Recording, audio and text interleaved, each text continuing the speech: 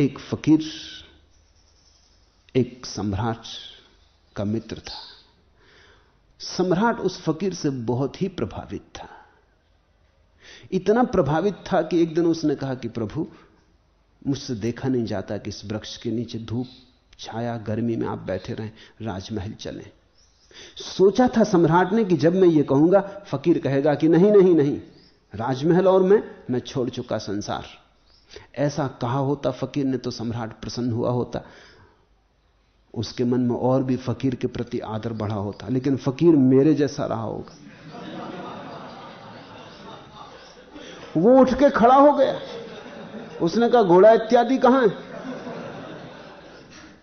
सम्राट थोड़ा सकुचाया कि अरे ये कैसा त्यागी, मगर अब कुछ कह भी ना सकता था। ले आया घोड़ा, लेकिन बेमन से लाया। वो तो फकीर चढ़ के घोड़े पे बैठ गया। उसने कहा कि चलो। ले आया महल, लेकिन मजा चला गया, क्योंकि मजा तो यही था सम्राट का कि महात्यागी गुरु, ये कैसा त्यागी। अब लेकिन कह भी कुछ नहीं सकता, अपने हाथ से फंस गया। बुला लाया, उसको अच्छे से अच्छे कमरे में रखा जो श्रेष्ठतम सुंदरतम महल का हिस्सा था। वो वहीं रहने लगा। वो जैसे वृक्ष के नीचे बैठा रहता था, उस सुंदर महल में बैठा रहने लगा। कुछ दिन बाद सम्राट को बेचैनी बढ़ने लगी। उसने कहा ये तो बात अजीब हो गई। 6 महीने बीत जाने पर उसने कहा कि महाराज एक प्रश्न उठता रहा है। फकीर ने कहा इतनी देर क्यों की? प्रश्न तो उसी दिन उठ गया था जब मैंने कहा घोड़ा ले आओ। सम्राट डरा। उसने कहा कि आपको पता है? पता कैसे नहीं होगा, क्योंकि तत्क्षण तुम्हारा चेहरा बदल गया था। उसी क्षण मेरा तुमसे संबंध छूट गया जब मैंने घोड़े से संबंध जोड़ा। उसी क्षण मैं कोई त्यागी नहीं रहा तुम्हारे लिए। बोलो 6 महीने क्यों रुके?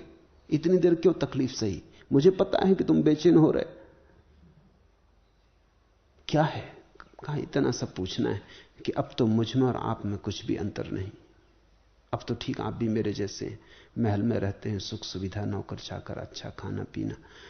भेद तो तब था जब आप बैठे थे वृक्ष के नीचे। आप फकीर थे, त्यागी थे, महात्मा थे, मैं राजा था, भोगी था। अब क्या भेद है? उस फकीर ने कहा जानना चाहते भेद तो गांव के बाहर चलो। कहा ठीक। दोनों गांव के बाहर गए। कहा थोड़ी दूर और चलें। दोपहर हो गई। सम्राट ने कहा बता भी दें, बता नहीं है तो कहीं भी बता दें, आधा जंगल आ गया ये। नहीं, उसने कहा कि थोड़ी दूर और, सूरज अस्त होते ही समझा दूंगा। सूरज अस्त होने लगा। सम्राट ने कहा अब बोले। उसने कहा कि इतना ही समझाना है कि अब मैं वापस नहीं जा रहा, तुम जाते हो कि चलते हो?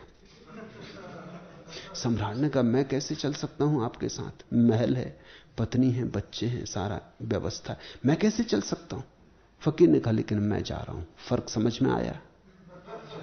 सम्राट उसके पैर पे गिर पड़ा।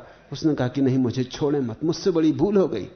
उसने कहा मैं तो अभी फिर घोड़े पे बैठने को तैयार हूं, लेकिन तुम फिर मुश्किल में पड़ जाओगे।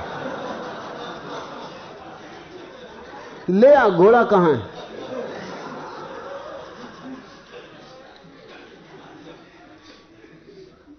जब अष्टावक्र कह रहे हैं तो उनका इशारा यही है, अब जहां चाहे वहां रहे, अध्य यथा तथा स्थिति।